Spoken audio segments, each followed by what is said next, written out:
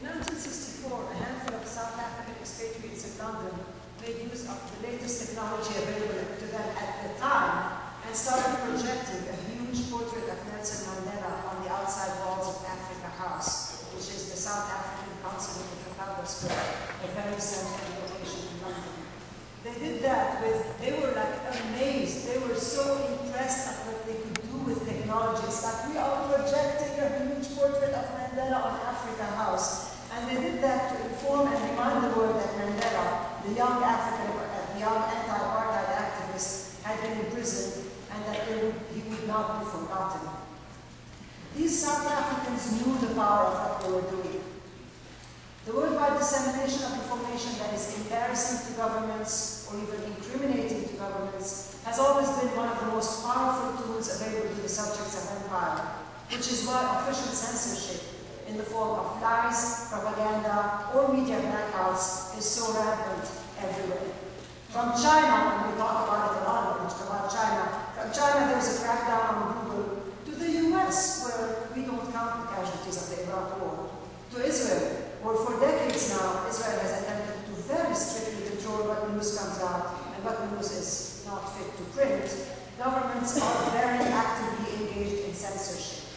In Israel, censorship is so choking that it is illegal to take a picture. And any Palestinian activist, anything you see that's coming out of Palestine is actually through the internet, because they will check your camera, they will check your cell phone, and you cannot take pictures.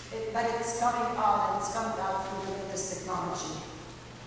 The censorship may be choking, but silence is consent.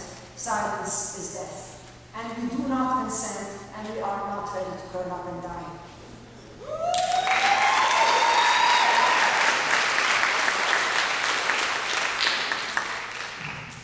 Information and the dissemination of info is what we need, and it's what we're ready to engage in now.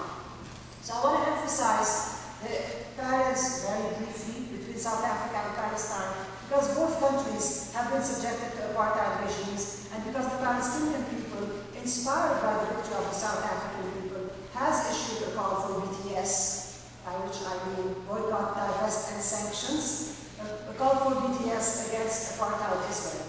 And that movement, just like the South African anti-apartheid movement, is going to require that we use our latest technology for subversive purposes. And who better than you and me, who have come to this ANC conference, to tell the world we are ready now. We are ready to learn and inform. We are ready to use our skills for liberation. The sessions we have held here have been both powerful and empowering, because we have learned and we have learned to share our skills.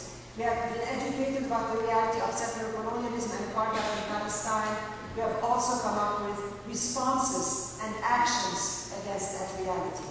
Yesterday, at one of the sessions on viral media and BDS movement for Palestine, we thought of various ways each and every one of us can engage in boycotting Israel until apartheid is officially over. And we made a commitment. Everyone in that room made a commitment to go home and take action. We're done with just the information. Most of us, I assume, in this room know that there is injustice, know that there's oppression, know that there's apartheid. Our knowledge is not enough. Our knowledge without taking action is not going to end apartheid. It's the actions that we can take that will end apartheid. Just as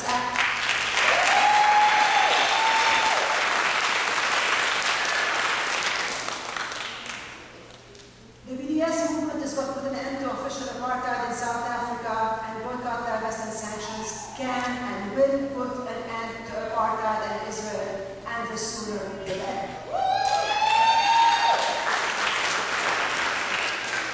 When the South Africans first called for global boycott in 1959, nobody thought it would be quick and easy, and it was not quick and easy, even though it was within everyone's reach.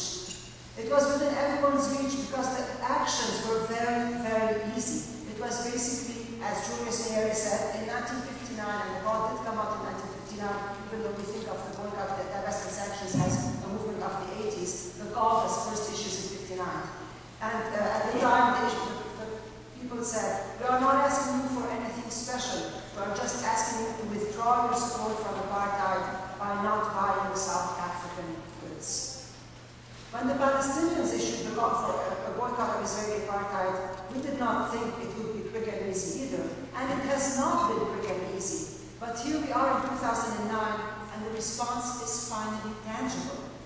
Free Palestine is no longer just a rallying cry. It comes with a strategy: boycott Israel. And we can do it. We can refrain from buying Israeli products. We can educate people about why we are boycotting Israel. We have the skills. We are a very talented group, and we can use the latest technology, from blogging to YouTube to Facebook to scenes. I'm sure that you have more ideas about technology than me. I call myself techno-clumsy, and this group is not techno-clumsy. Use your techno-savviness in order to educate, disseminate information, create action plans. We can do it. We can do it even as a techno-clumsy. The reason I asked Adrian to say that I'm a damn proud Palestinian is because I wanted to wear my keffiyeh, but the anti-Palestinian powers that we locked me out of my room, so I could not wear my Palestinian. And when I wear my keffiyeh and people tell me, I like your scarf, I educate them. I tell them it's not a fashion statement, it's a political statement. But since you're asking them to tell me what a statement is.